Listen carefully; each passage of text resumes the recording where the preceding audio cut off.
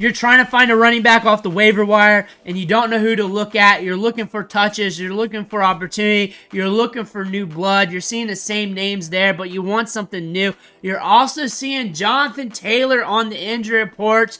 You know he could be missing some time. You want the next man up, and a lot of people are looking at Trey Sermon right now.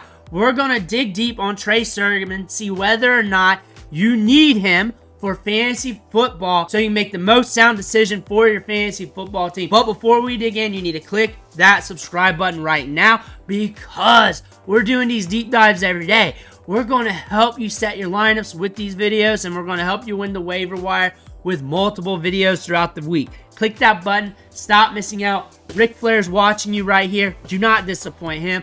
But you're interested in Trey Sermon, you see the high ankle sprain for Jonathan Taylor, and you're looking for the next man up. You're wondering if the next man up that everybody's talking about is worth your time. And he might be. He might not be. Depending on where you're at on your team, I'm going to say that Jonathan Taylor has a history of ankle injuries. Usually when it happens, he misses about a few games. But we will know going forward. But Trey Sermon is the hot name right now because he got the touches afterwards.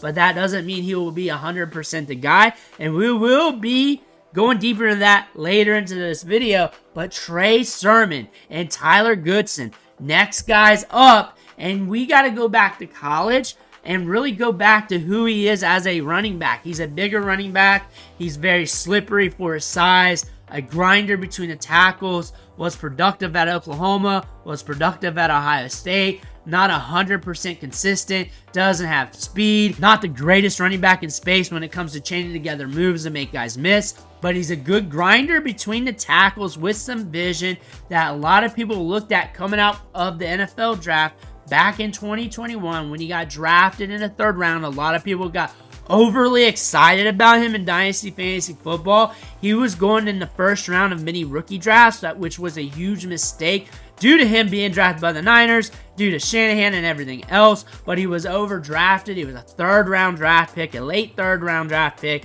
that people got overhyped on. People got the hopium because the production wasn't there, the draft status wasn't there, the size adjusted athleticism wasn't there. He's a bruising back with some size that can be okay between the tackles, but is it good for fantasy football? Because it hasn't been yet. He hasn't been productive yet in fantasy. He's bounced around a few teams. He's played for the Niners, the Eagles, picked up by Indy last year, got some opportunity there, and was able to get a contract. But with Jonathan Taylor out, he does see an increase in carries. But during that time, Zach Moss was there. He was looking good, was getting the production and workload. But we're looking at the backfield now. He has 9 carries on the season for 2.7 yards per carry. Has some opportunity here to get some touches, to get some opportunity. Is it going to be worth it for you? You're looking at the offensive line. They're doing good at run blocking. They got good run blocking grades. They've been able to hold it down for Jonathan Taylor this year. You can't really say that they're bad at run blocking. You can't really say they're going to inhibit him from being productive. But Tyler Goodson enters the chat. I don't see many people talking about him, mainly because he hasn't been productive at the NFL level. But the thing about him, he's got some pop in the step. I don't look at Trey Sermon as a world beater. I think you could grasp that from my tone. I hope you could. That I don't regard him as a top tier running back. And I feel like there could be some opportunities here with Tyler Goodson. If I'm in a deeper league and I'm hurting at running back and running backs are scarce on the waiver wire, I'm giving him a look because there could be some upside here if Jonathan Taylor's out multiple weeks. He's good in the passing game. He's explosive. The coaching staff's mentioning both running backs in press conferences. This could be some sort of a split. Sermon getting the work up the gut. Maybe to them, he's a little bit more reliable in some facets where they can run their offense more effectively. But Tyler Goodson, explosive, has some pops, looked good at Iowa. I liked him in that 2021 season. He was a guy that was under the radar there that we've been following for quite some time. But you look at the schedule, it's kind of nasty. It's kind of nasty, not very advantageous. So you're chasing Trey Sermon for the touches. I would look at him kind of like a Cam Akers type of deal here, where he might get you double-digit touches, but you gotta hope he crosses the goal line. You gotta hope a couple runs break his way where the offense can really create that lane for him to run through. You got to hope some things go his way, but you're chasing the touches and you're praying. That's what you're doing with Trey Sermon.